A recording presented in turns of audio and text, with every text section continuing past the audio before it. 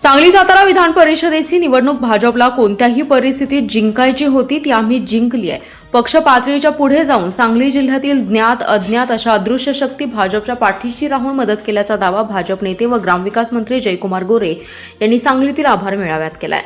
सांगलीत भाजप महायुतीचे उमेदवार धैर्यशील कदम यांच्या विजयानंतर आयोजित आभार मेळावा पार पडलाय। यावेळी ग्रामविकास मंत्री गोरे यांनी मार्गदर्शन केलं। या प्रसंगी आमदार मनोज घोरपडे, दिनकर पाटील, प्रकाश ढंग, महापौर धीरज सूर्यवंशी, पृथ्वीराज पाटील, सुरेश आवटी, रावसाहेब पाटील, आशिष जाधव, विक्रम बाबा कदम उपस्थित होते। ग्रामविकास मंत्री गोरे म्हणाले की मुख्यमंत्री देवेंद्र फडणवीस यांनी सांगली सातारा विधान परिषदेच्या निवडणुकीत जी परिस्थिती येईल त्या परिस्थितीला तोंड देऊन जिंकायच्या असल्याच्या सूचना दिल्या होत्या। त्या परिस्थितीने त्या पद्धतीने नियोजन करून महायुतीतील मित्रपक्ष असलेले अजितदादा, राष्ट्रवादी काँग्रेस आणि शिवसेना या घटक पक्षांनी चांगली साथ दिली आहे। सर्वांना सोबत घेण्याचा प्रयत्न केला, त्यामुळे विधान परिषद निवडणूक सन्मानाने जिंकली। पक्ष पातळीच्या पुढे जाऊन या निवडणुकीत अनेकांनी मदत केली आहे, त्यामध्ये सांगली जिल्ह्याचं महत्त्वाचं योगदान राहिले। अदृश्य शक्ती आमच्या मागे उभी राहिल्याने आम्हाला विजय मिळालाय। सांगली सातारा विधान परिषद मतदारसंघातून निवडून गेलेल्या आतापर्यंतच्या प्रतिनिधींचा अनुभव चांगला नाही। आमदार केवळ निवडणुकीपुरते मर्यादित राहिले, त्यानंतर मतदारांकडे दुर्लक्ष केले। परंतु धैर्यशील कदम यांनी मागील अनुभव खडून काढत दोन्ही जिल्ह्यात विकास कामे करावीत असं आवाहन ग्रामविकास मंत्री जयकुमार गोरे यांनी केलंय।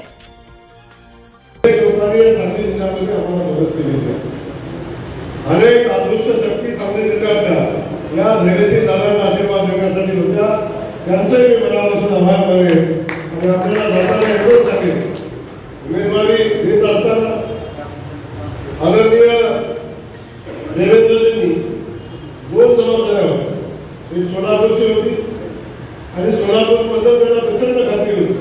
सोलापूर जाऊ दे, सातारचं काय करायचं अशा पद्धतीची भूमिका त्यांनी सातत्याने केली। परंतु आमच्या उमेदवारीसोबत सातारा जिल्ह्यामध्ये सुद्धा आदरणीय उदय महाराज असतील, खास करून आपल्या राज्याचे बांधकाम मंत्री उदय महाराज असतील, या दोन्ही महाराजांनी प्रचंड ताकदीने धैर्यशील दादांच्या पाठीशी आशीर्वाद उभे केले। त्या दोन्ही महाराजांचे मी मनापासून या ठिकाणी आभार मानेन, त्यांचा धन्यवाद व्यक्त करेन। आदरणीय महेश शिंदेसाहेब असतील, आदरणीय रणजित दादा असतील, आदरणीय मनोज दादा असतील, आदरणीय अतुल बाबा असतील, अशी सगळी आमची टीम ते भारतीय जनता पक्ष म्हणून काम करत होती। त्या सगळ्या लोकांनी प्रचंड ताकदीनं धैर्यशील दादांना आशीर्वाद देण्याचं काम केलं। त्या सगळ्या बांधवांचे मी मनापासून या ठिकाणी आभार मानेन।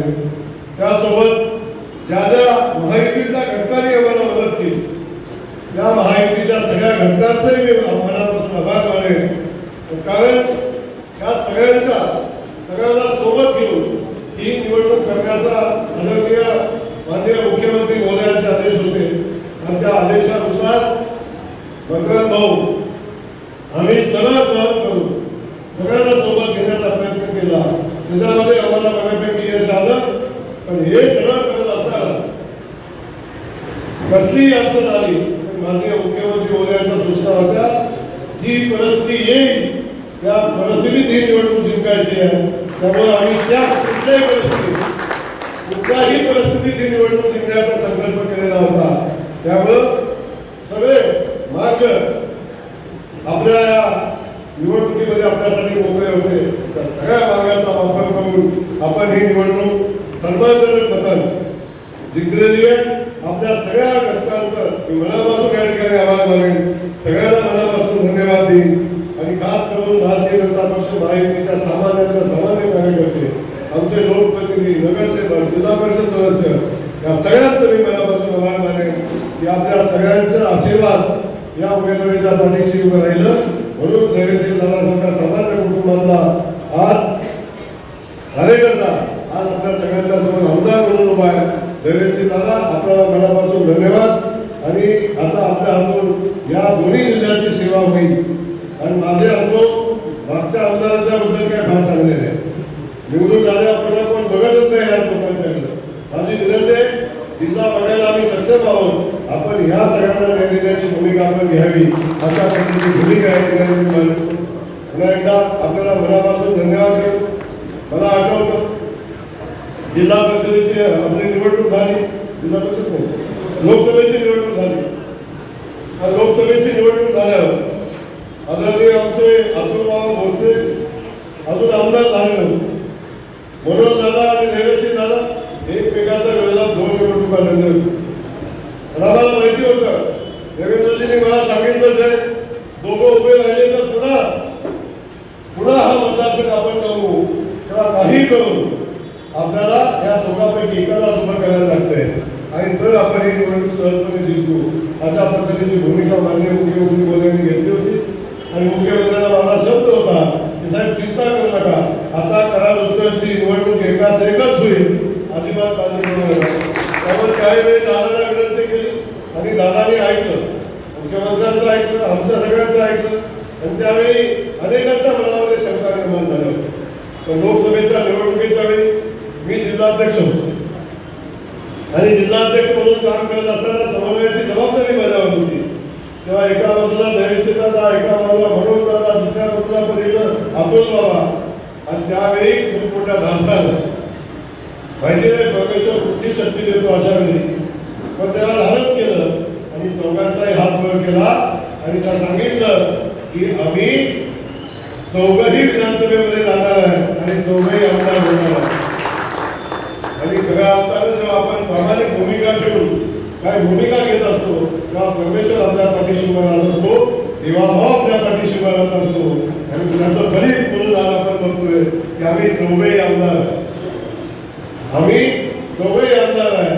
आता आमदार व्हायच्या अनेक लोकांची इच्छा आहे, काळजी करू नका, भविष्यात त्यांच्या इच्छा पूर्ण होतील. कारण देवाभाव दैवी शक्ती आहे आणि ती शक्ती सगळ्यांचं समाधान करणारी आहे, हे या ठिकाणी आपल्याला सांगेल. त्यामुळे आपल्याला पुन्हा एकदा मनापासून धन्यवाद देतो. सांगलीकरांना मनापासून धन्यवाद देतो.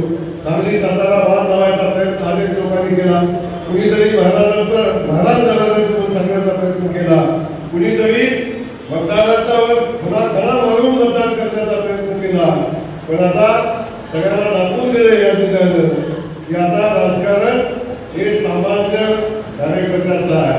आता कुठल्याही प्रस्थापितांचं आणि वाड्यावर कारखान्यावर बसून राजकारण चालणार नाही, तर आता गावघरामध्ये येऊन राजकारण करावे लागेल, हा मेसेज या निमित्तानं दिलेला आहे.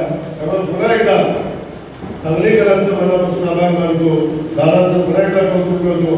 माझ्यामुळे आपला आनंदावर मला वाटतंय जो उत्साह असतो थोडा कमी झालाय, परंतु सोलापूरमध्ये मला इथे यायचं तर दादांचा आग्रह होता की भाऊ तुम्ही आल्याशिवाय मी सर्टिफिकेट घेणार नाही, त्यामुळे मला एकदा बंधनकारक होतं. त्यामुळं या ठिकाणी आपल्या सगळ्यांना धन्यवाद देतो. आपण खूप उशीर थांबलाय. पुन्हा एकदा दादांचं अभिनंदन करून थांबतो. जय हिंद, जय महाराष्ट्र.